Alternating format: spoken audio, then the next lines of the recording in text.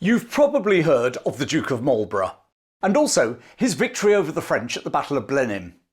You may even have been to Marlborough's vast country house, Blenheim Palace in Oxfordshire, gifted to him by a grateful nation.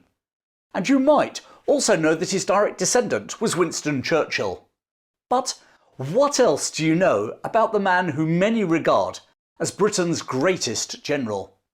For instance, did you know that Blenheim is not regarded as his greatest victory over the French? Or that it was just one of 5 victories that he racked up against them? Or that he successfully besieged nearly 30 fortresses? Or that only a minority of the tens of thousands of men he commanded were actually British redcoats? This is the story of John Churchill, the first Duke of Marlborough, the British general who never lost a battle. John Churchill was born on the 26th of May 1650 in Devon. His father, Winston Churchill, was an impoverished royalist gentleman who had backed Charles I during the Civil War and paid the price for it. The family lived in straitened circumstances until the restoration of Charles II in 1660 brought some improvement in their fortunes. In 1665, his elder sister, Arabella, became maid of honour to the Duchess of York, and within 2 years she had become mistress to the Duke of York himself, the brother of Charles II. Their affair lasted a decade and produced 4 children. One of those children, James Fitzjames, would be created Duke of Berwick in 1687. In a bizarre twist of history, he grew up to become a Marshal of France when his father was exiled after the Glorious Revolution, in which capacity he would actually defeat a British-led coalition army at the Battle of Almanza in 1707. But that, as they say, is for another story. What is pertinent to our story is that Arabella's position gave young John Churchill a foothold at court. In 1667, aged 17, he received a commission as an ensign in the King's Regiment of Foot Guards from the Duke of York himself. Now, his descendant, Winston Churchill, claimed that John served in Tangier, England's garrison on the North African coast, fighting against the Moors between 1668 and 1670. However, there's no contemporary evidence that he was there. But then, Winston was not one to sail past a good family story, was he? What we do know is that the future Duke of Marlborough received an early military education in France. In 1672, Charles II entered into a secret alliance with Louis XIV of France against the Dutch Republic, and English troops were sent to fight alongside the French. Among them was John Churchill, now a captain who'd been sent on the Duke of York's specific orders. At the Siege of Maastricht in 1673, Churchill distinguished himself in the assault on the fortress. The Duke of Monmouth, Charles II's illegitimate son, actually commanded the English contingent. But it was the young Churchill who caught King Louis XIV's personal attention for his courage. Little did Louis know that this young officer would become his nemesis. More importantly, Churchill served under the Vicomte de Turenne, the greatest French general of his age. For 2 years, Churchill observed how Turenne handled coalition warfare, how he used manoeuvre to compensate for inferior numbers, and how he kept his enemies guessing about his intentions. The apprentice studied the master, and decades later, when Churchill faced Turenne's successors across the battlefields of Flanders and Bavaria, the apprentice had become the master. But that is all in the future. In 1677, Churchill secretly married Sarah Jennings, a lady-in-waiting to Princess Anne, the younger daughter of the Duke of York. Sarah was beautiful, sharp-tongued and fiercely ambitious. She would remain Churchill's partner and confidant for over 40 years. More immediately important for Churchill's career, Sarah became the close friend of Princess Anne. When Anne eventually became Queen, that friendship would make Churchill's fortune. And when it soured, it would destroy him. In 1685, the Duke of York succeeded his brother as King James II. An avowed Catholic, he almost immediately faced a Protestant rebellion led by the Duke of Monmouth, who landed in the West Country. John Churchill commanded the infantry that crushed Monmouth's rebellion at the Battle of Sedgemoor on the 6th of July 1685. Monmouth was executed along with over 300 of his followers, whilst a further 800 were transported to the West Indies. Churchill had helped save James's throne, but within 3 years he would help take it away. James II was a Catholic who made no attempt to hide it. In a deeply sectarian country, the English Protestants tolerated a Catholic king, fully expecting that one of his 2 Protestant daughters, Mary or Anne, would come to the throne. However, James's policies started to cause disquiet. He appointed Catholics to offices from which they had been legally barred, in particular in the army, and suspended laws against Catholic worship. And then in June 1688, the storm finally broke. That month, James's second wife gave birth to a son. The prospect of a Catholic dynasty stretching into the future proved more than Protestant England could accept. 7 leading nobles invited William of Orange, the Protestant husband of James's elder daughter, Mary, to invade. William landed at Torbay in November 1688 with an army, and James marched west to confront him. On the night of the 24th of November, John Churchill, the man who owed his entire career to James, who James had raised from nothing and had only recently promoted to Lieutenant General, rode out of the King's camp with 400 cavalry officers and went over to William. The desertion knocked the stuffing out of James's resistance.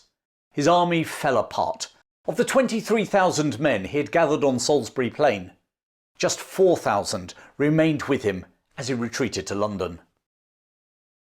Opinions on Churchill's desertion had been divided ever since. His defenders point to his Protestant faith, his genuine alarm at James's Catholic policies, and his duty to his country over his duty to his patron. His critics have been less charitable. Macaulay considered him one of the most unprincipled men in English history. G.K. Chesterton compared him to Judas Iscariot. Whatever his motives, Churchill was rewarded. William, now crowned King William III and ruling alongside his wife Mary, made him Earl of Marlborough. But the new king never fully trusted him.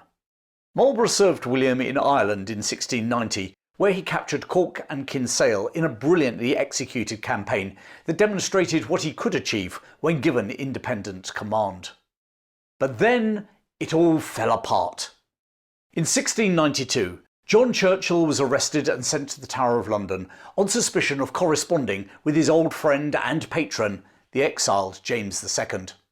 In truth, he wasn't the only English politician keeping channels open to the Stuart court in exile.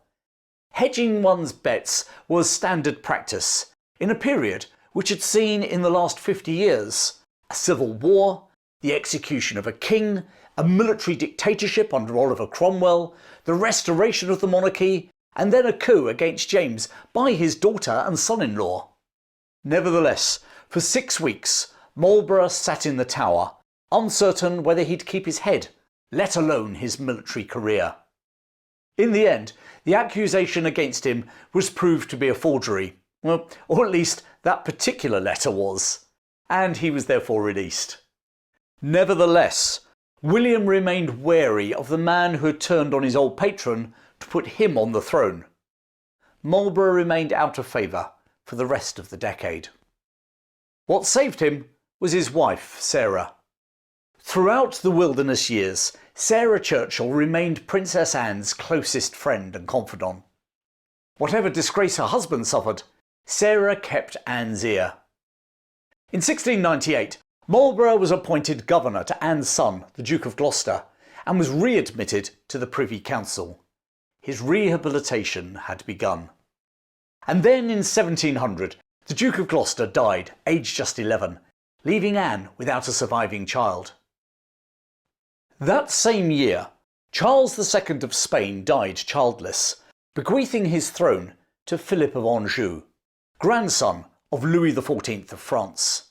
Now, if Philip accepted, France and Spain would ultimately be united under Bourbon rule. And don't forget that at this time, Spain wasn't simply another European power. She had a huge empire in Central and South America, as well as in parts of Italy, modern-day Belgium, and in the Philippines. It was all that the highly ambitious Louis had been working for. France would be the undisputed superpower in Europe. As far as France's rivals, both Protestant and Catholic, were concerned, this union could never be allowed to happen. Nevertheless, Philip accepted the Spanish crown, immediately granting the French Guinea Company exclusive rights to transport slaves from Africa to Spain's American colonies.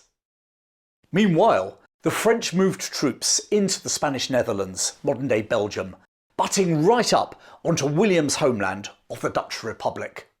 And then, just to pour petrol on the flames, when the exiled James II finally died in September 1701, Louis recognised James's son as King James III of England. The potential for a French-backed regime change in England now loomed. With the stakes so high, war, for a whole variety of reasons, now became inevitable.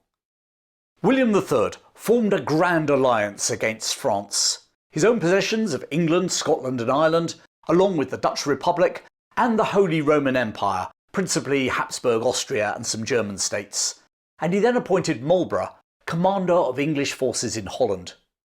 At last, after a decade in the political wilderness, Marlborough was back, and the War of the Spanish Succession had started. And then, just 6 months later, William's horse stumbled on a molehill, throwing William, and 2 weeks later, the king was dead. His sister-in-law, Anne, now became queen, and John Churchill's star rose even further. By the end of the year, she had made Churchill Captain General of all English forces, a Knight of the Garter, and had elevated him to a dukedom, the Duke of Marlborough. Whilst the War of the Spanish Succession saw the French and Spanish fighting members of the Grand Alliance in Italy, the Mediterranean, Spain and North America, where it was called Queen Anne's War, it's the campaign in Flanders and southern Germany where Marlborough both fought and made his name. But commanding English forces against the French superpower of Louis XIV was only part of the challenge facing the new Duke. The Dutch Republic provided the largest contingent of the Allied army. Experienced Dutch generals, who had been commanding armies against the French while Marlborough sat in the Tower of London, now found themselves reporting to a newly minted English Duke, whom some regarded as a bit of a lightweight. And let's face it, they had a point. Farmers and merchants at Sedgemoor and Irish volunteers at Cork were not quite in the same league as Louis XIV's armies. Worse still, the Dutch States General sent field deputies to accompany the army. Civilian commissioners with the power to veto any military operation they considered too risky. The Duke of Wellington, a century later, complained bitterly about political interference in his campaigns. But Wellington could at least fight his battles as he saw fit. Marlborough had to win the approval of jealous rivals and cautious politicians before he could even fight at all. It required a level of diplomacy that Wellington never had to endure. Yet Marlborough was to master it, as we shall see. In 1702 and 1703, Marlborough campaigned in the Low Countries. He captured over half a dozen fortresses, including Liège, but the Dutch field deputies blocked every attempt to bring the French to a decisive battle. In 1704, however, the war took a dangerous turn. A Franco-Bavarian army threatened to march on Vienna, the Habsburg capital. If the imperial capital fell, the Grand Alliance would collapse. Marlborough decided to march his army 250 miles from the Netherlands to the Danube, join forces with the imperial commander, Prince Eugene of Savoy, and defeat the Franco-Bavarian army before it could destroy the alliance. The march to the Danube was a masterpiece of logistics.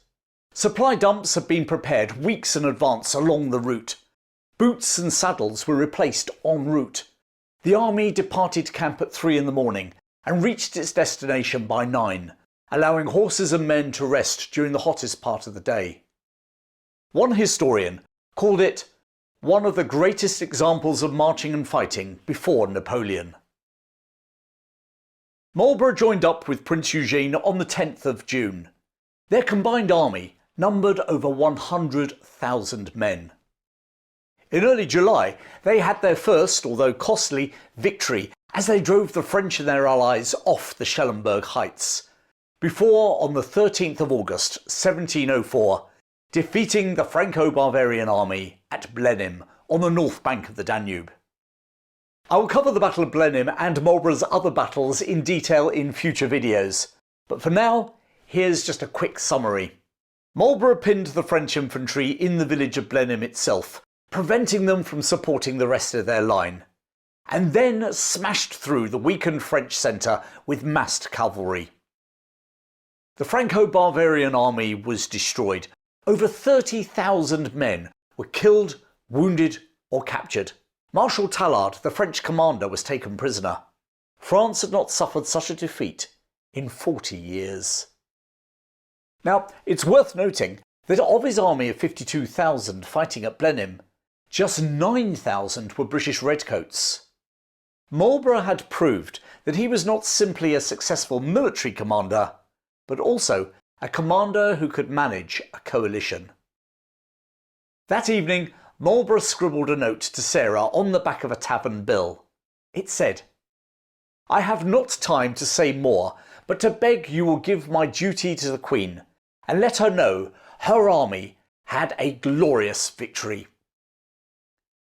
A grateful nation gave Marlborough the royal manor of Woodstock in Oxfordshire, on which he would build Blenheim Palace, funded by the Crown. It remains the only non-royal, non-episcopal palace in England. Meanwhile, the Holy Roman Emperor made him Prince of Mindelheim. In 1706 came the Battle of Ramillies, perhaps Marlborough's tactical masterpiece. He attacked the French right wing in force, drawing in their reserves, and then secretly marched the bulk of his army behind a convenient ridge to strike their weakened centre and left. To maintain the deception, he actually left his banners in place on the right, creating the illusion that his forces were still there. The battle lasted just 2 hours, and the French lost 15,000 men. Louis's hold on the Spanish Netherlands, modern-day Belgium, collapsed. Brussels, Antwerp, Ghent, Bruges and Ostend all fell after short sieges in the weeks that followed. However, the battle nearly cost Marlborough his life. A general who was always willing to lead from the front, he plunged into a cavalry melee to rally his broken squadrons and was recognised by French dragoons who surrounded him and bore him to the ground. One of his officers, Captain Molesworth, gave the Duke his own horse, and as Marlborough mounted, a cannonball decapitated another officer, Colonel Bringfield, who was holding his stirrup. Despite these 2 shaves with death, Marlborough fought on, leading his staff in 2 more cavalry charges. After 28 hours in the saddle, he pursued the fleeing French for 12 miles until darkness forced him to stop. Some critics argue that Marlborough only succeeded because of his partnership with Eugene, but they must reckon with Ramillies, his most complete victory, achieved entirely without Eugene's assistance. 2 years later, in 1708, he, along with Prince Eugene, was once more victorious, this time at the Battle of Oudenarde. Marlborough caught the French army while it was still crossing the River Scheldt and attacked before they could form a proper line of battle. By nightfall, the French were surrounded on 3 sides. It turned into a rout, and only darkness saved the French from complete destruction. As it was, they lost 6,000 men killed or wounded, and another 7,000 captured, to Marlborough's 3,000 casualties.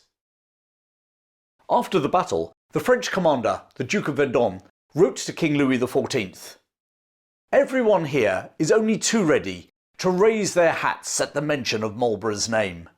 It says something that Marlborough instilled that respect from his enemies. Marlborough followed up this victory by laying siege to Lille. Called the Queen of Citadels, Lille was considered the most formidable fortress in Europe at the time. However, after a 4-month siege, the garrison surrendered to Marlborough in December 1708. In 1709 came his 5th major victory, this time at the Battle of Malplaquet. Marlborough faced Marshal Villars, the finest French general of the period, who'd fortified a strong position in the woods south of Mons.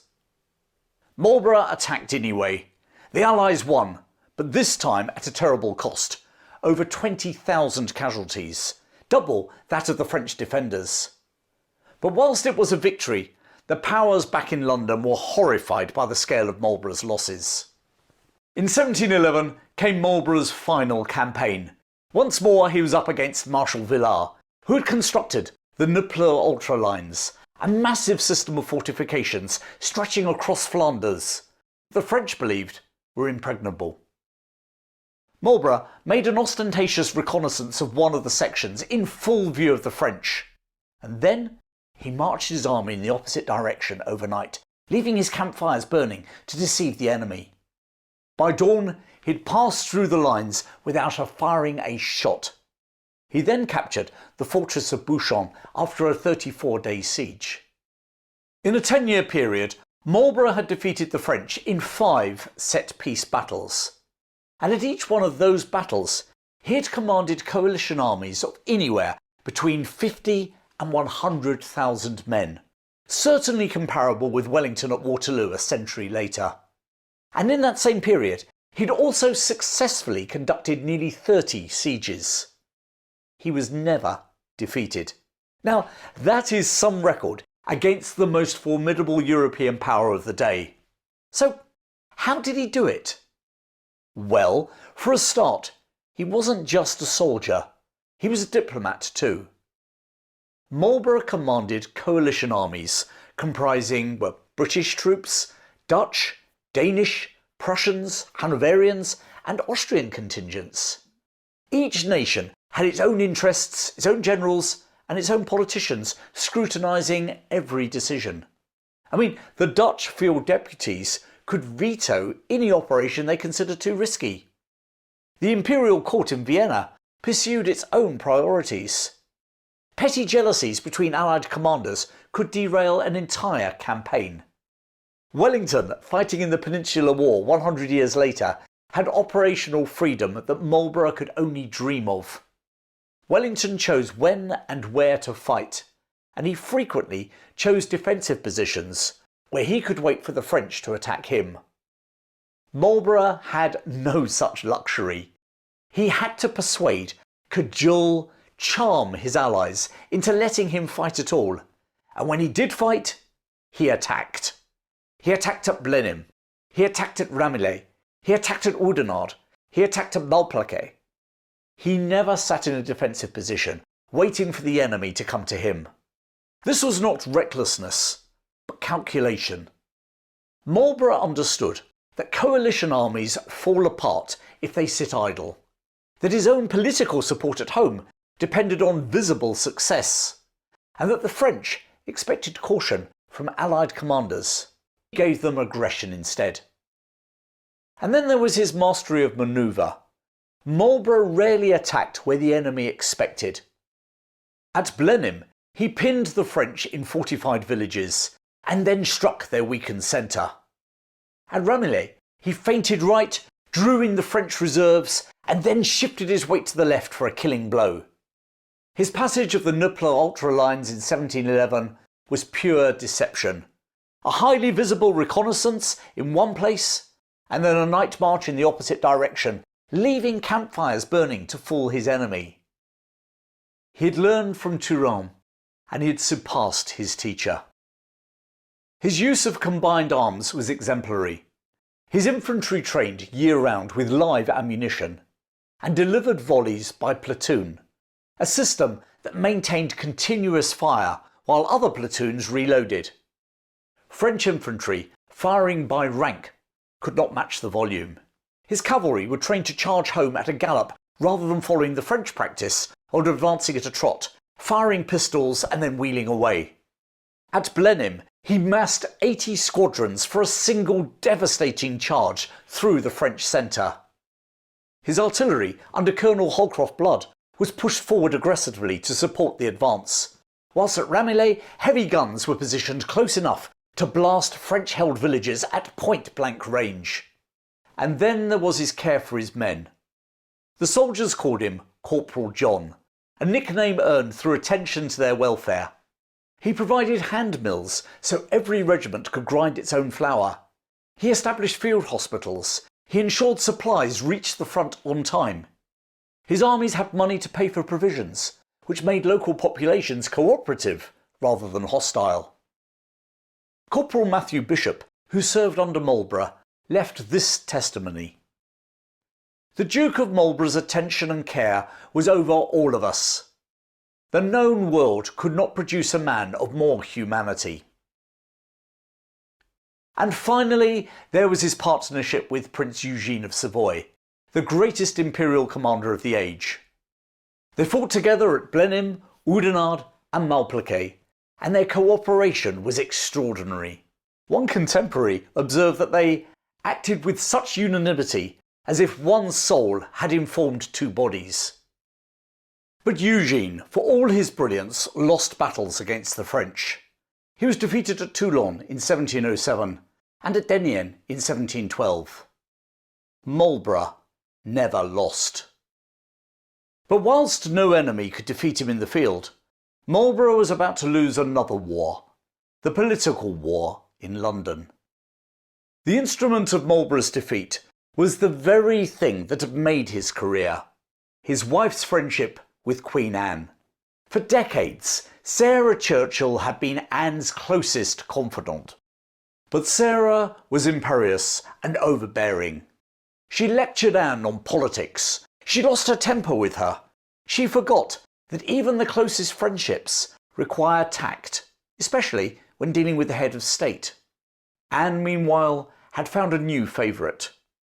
Abigail Hill was Sarah's poor cousin, whom Sarah had charitably placed in the Queen's bedchamber. It was an act of kindness that Sarah would regret for the rest of her life. Abigail was everything Sarah was not. Quiet, soothing, deferential. She never argued with the Queen, she never lectured, she simply listened. And by 1707, Abigail had supplanted Sarah in the Queen's affections. In 1710, Anne wrote to Sarah, "I believe nobody was ever so used by a friend as I have been by you since you came into my service. We can never be true friends again." The friendship was over. And with it went Marlborough's protection at court. The Tories saw their opportunity. The war had dragged on for 8 years. Marlborough's victories were glorious, but they had not ended the conflict. Malplaquet, with its appalling casualties, had shocked the nation. The Tory slogan was "Peace without Spain." They were willing to abandon the attempt to place an Austrian candidate on the throne, make terms with France, and end the bloodshed. The Tories now moved against Marlborough.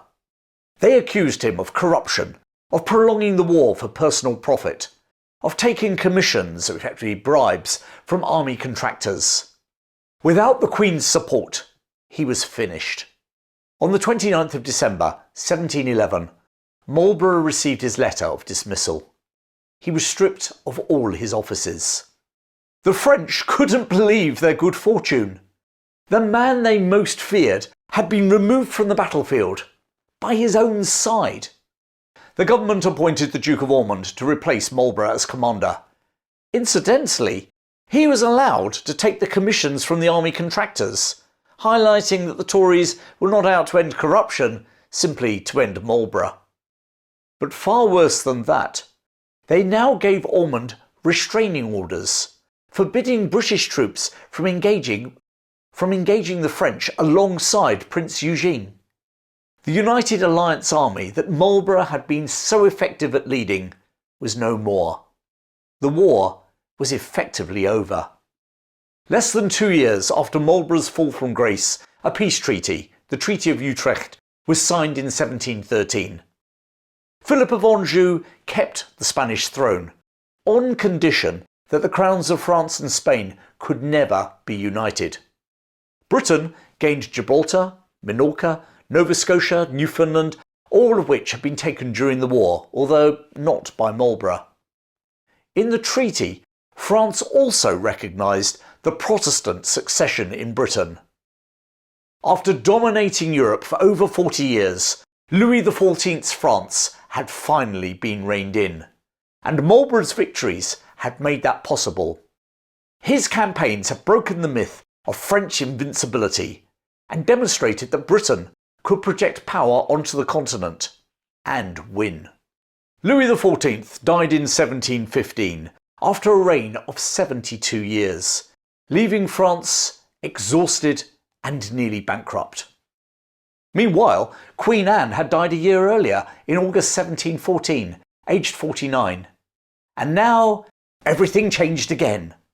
Anne died without surviving children, and under the Act of Settlement, the crown now passed to George, Elector of Hanover, a distant relative. Now, whilst the German prince barely spoke any English, he was at least a Protestant. He was crowned King George I of Great Britain, and one of his first acts was to restore Marlborough as Captain General of the Army. But by now, Marlborough was in his 60s and his best days were behind him. In 1716, he suffered the first of several strokes. The old warrior faded. On the 16th of June, 1722, at Windsor Lodge, John Churchill, Duke of Marlborough, died with Sarah and their 2 surviving daughters at his bedside. He was 72 years old. Blenheim Palace was not yet complete. Marlborough left no surviving sons, so his title passed to his eldest daughter, Henrietta, and after her death, without male heirs, the dukedom passed to Charles Spencer, a nephew, who took the additional surname of Churchill. The Spencer-Churchill line continues to this day. And from that line came another Churchill, born at Blenheim Palace on the 30th of November 1874. Winston Leonard Spencer Churchill. In the 1930s, Winston wrote a 4-volume biography of his ancestor, a passionate defence of the first Duke, a man who had saved his country in its hour of need, only to be cast aside. And ironically, the same would happen to Winston Churchill at the end of the Second World War, when he lost the 1945 general election. Winston Churchill is buried in the churchyard at Blaydon, just outside the walls of Blenheim Palace. Meanwhile, the first Duke lies in the palace chapel, a short walk away. Before Marlborough, England was a naval power. Since Tudor times, European rulers had respected English ships, the Armada, Drake and Hawkins, the fleet that had contested the seas with the Dutch. But on land, England had not mattered since the Middle Ages. Since the 100 Years' War and Henry V at Agincourt, no English army had marched into the heart of Europe and defeated a major continental power. Marlborough changed all of that. His victories at Blenheim, Ramillies, Oudenarde and Malplaquet demonstrated that Britain was a land power as well as a sea power. Richard Holmes put it simply, "There has been no more successful English soldier than the first Duke of Marlborough." Meanwhile, fellow historian David Chandler went further. He said of Marlborough, he is the greatest soldier produced by the British Isles in modern history. Now, that particular accolade can be debated, no doubt with Wellington and Bill Slim very much in the mix. But what cannot be denied is that John Churchill just didn't lead a British or Commonwealth army. He led a coalition army against Louis XIV at the height of his powers. And he won. And in his long career, Marlborough was the general who never lost a battle. I'm planning to tell the in-depth stories about Marlborough's battles, as well as an overview of the War of the Spanish Succession, which involves, the captures of Gibraltar, Minorca and Barcelona. I bet you hadn't heard of that British success. As well as the defeat to James II's illegitimate son and Marlborough's nephew, at the Battle of Almanza. So please subscribe so you don't miss them. In the meantime, you might enjoy, well, this video, or maybe this one. Thanks for joining me today. Keep well, and I look forward to sharing more British military history with you very soon.